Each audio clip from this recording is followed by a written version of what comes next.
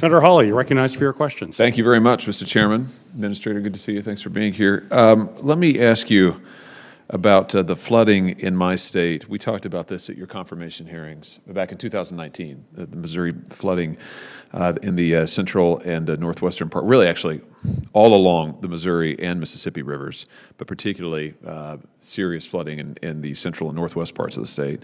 And we talked at that time, as you probably remember, about the problems with responsiveness and delays that many Missourians encountered, particularly as it relates to the individual assistance program. So I wanted to follow up on this. You said in response to our conversation that FEMA has a strategic goal of reducing the complexity of the agency and that you would work to streamline this process, particularly the awards of IA to the best of your ability. So can you just give us an update on progress you have made related to that goal, particularly as it relates to individual assistance? Yes, sir. Specifically, we have done a couple of things. One, we have taken a look at our policy and we have adjusted our policy to make sure that we are understanding the barriers that individuals have to accessing our programs, like being able to prove home ownership or occupancy for renters when they don't have the exact paperwork that FEMA has required in the past. We've seen a significant improvement in the number of individuals that have now been eligible for individual assistance as part of that policy change. But I think more specifically to your point, and one of the things that we are doing is I have directed the team to make sure that we are taking our services to people instead of forcing them to figure out how to navigate our system. And so one of the other things that we put in place last year was that anybody who still doesn't meet the requirements within our computer system, we are actually doing a 100% call back to talk to them and ask them and go through their case with them so we can better understand or explain to them the type of information so we can get those approved. We've seen a tremendous amount of, again, more individuals approved through this process. There are still some that don't meet our requirements, but we've continued to see improvements. And instead of forcing them to try to navigate our system and appeal, we're coming to them. That's great. That's encouraging. Can you give me an update on other steps you've taken with regard to communication and responsiveness, which is what you're getting at there, I think, in the second part of your answer? What else are you doing in terms of proactive communication to folks?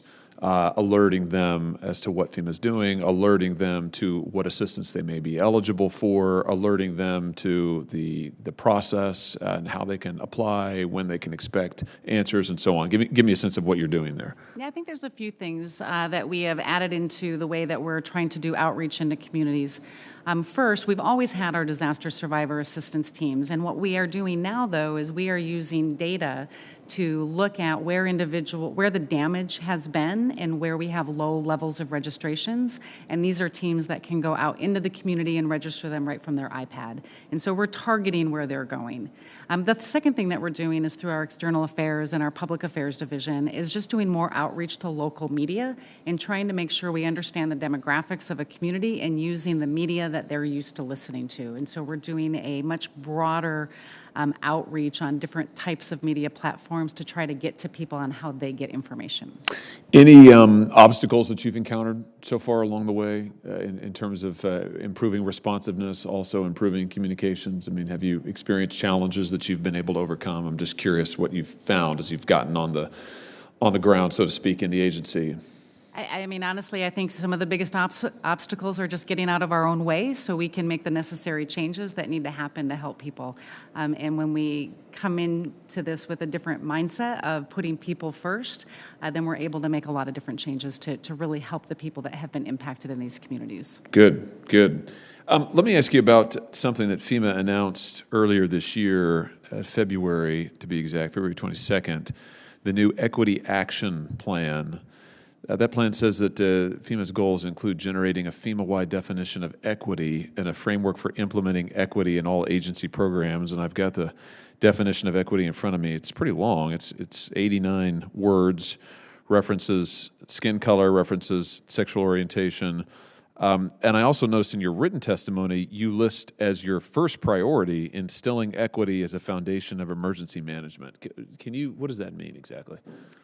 So what that means to me, Senator Hawley, is the fact that we have a lot of individuals that have barriers to accessing our programs. And so my focus, just like I talked about with the Individual Assistance Program, is better understanding those barriers and targeting our assistance to help communities that have had difficulty navigating our programs, whether that is our Individual Assistance Program or our grant programs. We want to be able to help those communities understand better the services that we can provide so we can help them achieve the resilience that they need to for the different threats that we're facing in the future. So I'm trying to understand, I guess, the aims of the program and the scope of it, because it sounds like it's important if it's your first priority. Is the aim to better deliver FEMA's services and to improve responsiveness to folks who have been affected by a disaster, or is the aim to internally change the makeup of FEMA? Because